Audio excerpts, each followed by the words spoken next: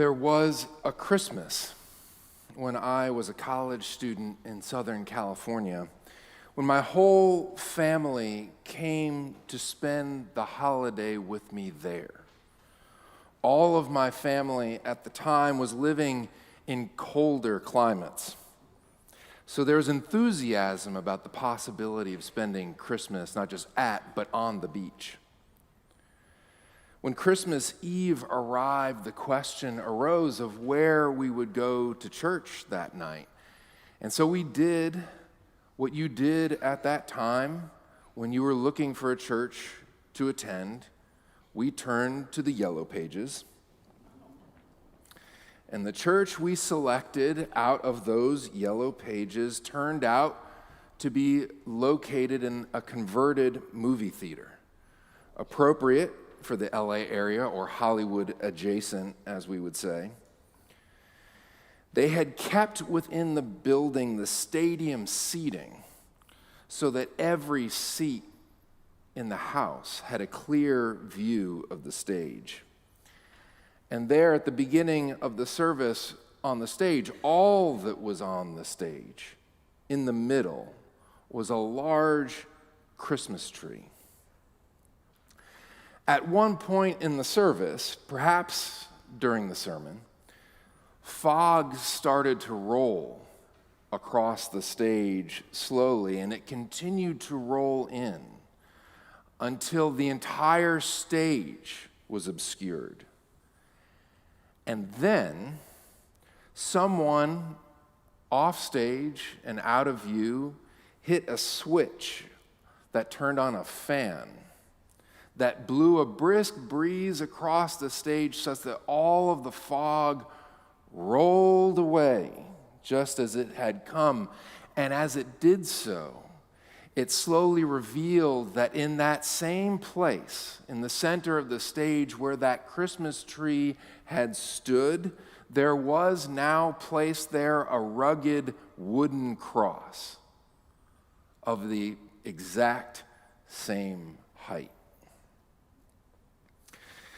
This was not the liturgical experience that we were looking for out of a Christmas Eve service.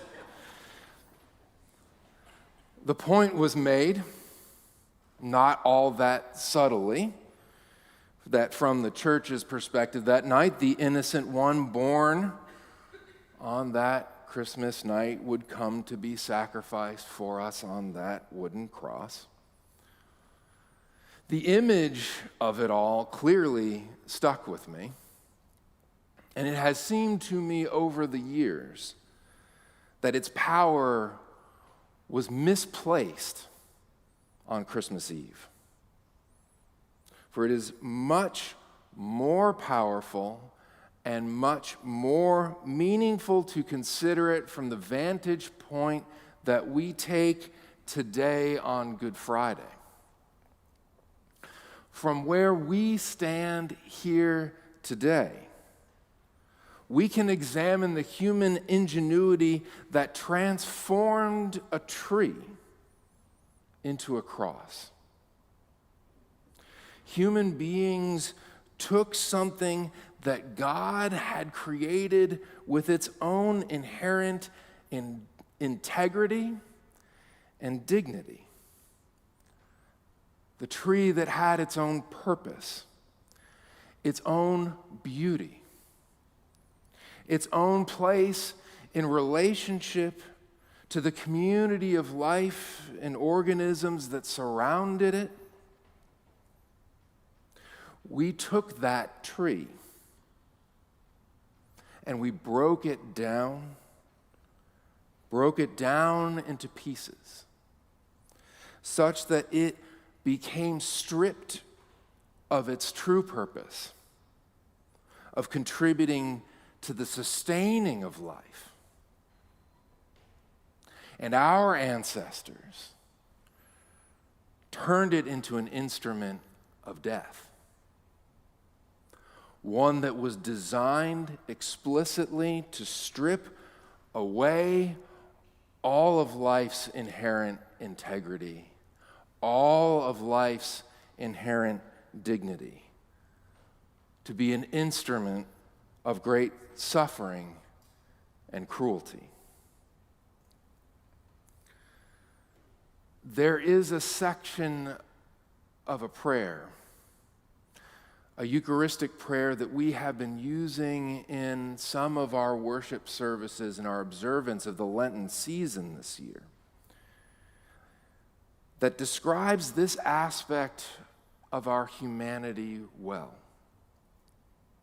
Addressing God, the prayer states, "You gave the world into our care, that we might be your faithful stewards and show forth your bountiful grace.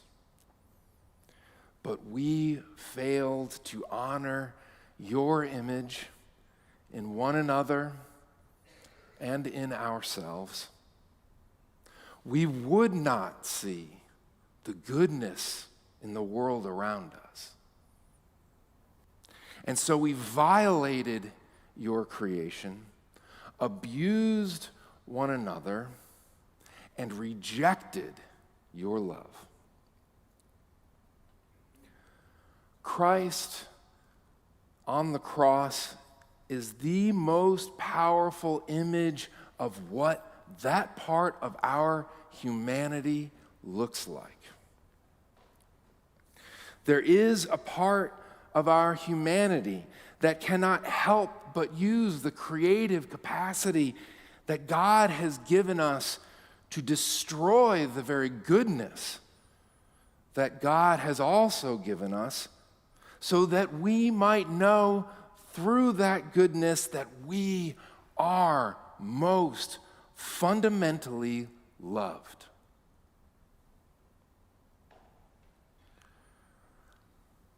Christ was born. Christ was born at Christmas and became love incarnate for that same purpose. Love came among us as one of us, so that love could be seen, love could be heard, love could be touched, love could be known, so that we could recognize that same love to be present in one another and in our very own selves. And yet our response was to violate, reject, abuse, and destroy that love. Part of what we are meant to do in coming together on Good Friday is to look at this part of who we are, to place it squarely in front of us and look at it in the image of Christ on the cross. We are meant to examine ourselves, to examine our lives and our world in this time, and to set aside time in the midst of our day, in the midst of all that is still happening in the world all around us right now. To set aside this time and space to reckon with the ways in which we are failing to honor God's image in one another and in ourselves.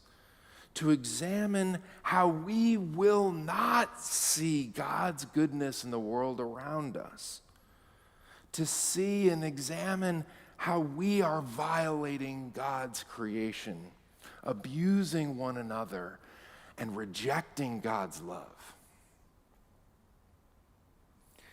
In John's gospel, we hear Pilate ask, "What is truth?"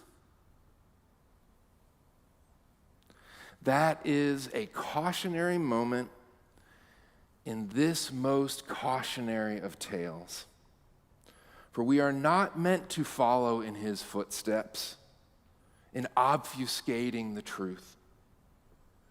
Instead, we are meant to sit in this moment long enough to see with clear eyes our participation in the abusive dismantling of God's creation, a dismantling that is also a repudiation of God's love for us. That is not all there is to this day, however. Otherwise, there would be no good in Good Friday. Christ does something truly extraordinary from the cross that saves this day from itself. While hanging on the cross, Jesus looks out and sees before him his mother and the unnamed disciple who is described to us as the one whom he loved.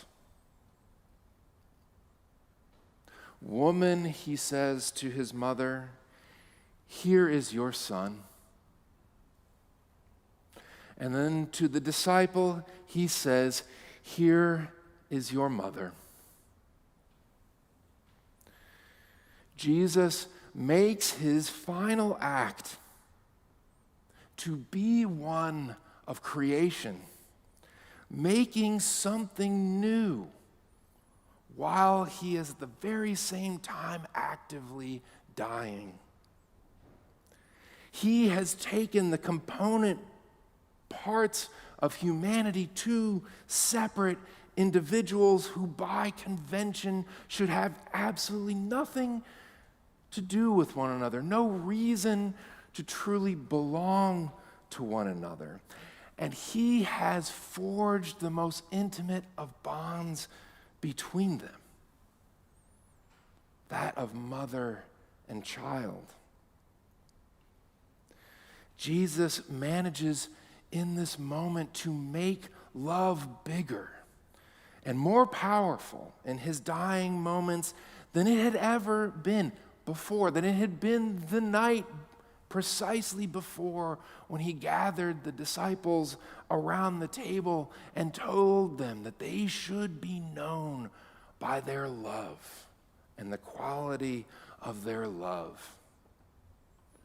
Jesus is showing us that even in the midst of the worst that we can make of our humanity, God is there. And God is actively making love bigger and bolder and stronger.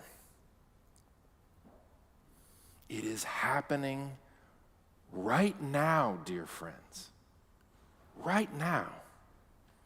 And it is there for us to see, even and perhaps especially in the darkest of places in our world and in our lives. God is inviting us to reorder our lives to be a part of that enterprise.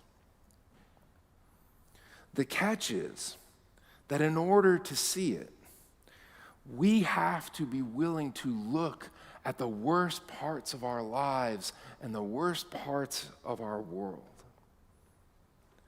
If we can manage to gaze upon that and bear witness to it long enough and not to run away, we will manage to see that God is already there, God already at work, forging family where it should not belong, showing us new ways in which love can only get bigger. Yes, triumph is coming. Triumph is coming at the empty tomb on Easter. But God shows us today that there is no place where pain and suffering exist where God is not already at work to make love present in ways that defy order and convention and explanation. There is room for us there within the brokenness of our own bodies and the brokenness of our own spirits and the brokenness of our societies. This day reminds us that when we allow ourselves to be present to pain and suffering on any day, we can trust that God is there with us, drawing us together, drawing us into the only thing big enough and strong enough to overcome the worst that we can witness: love.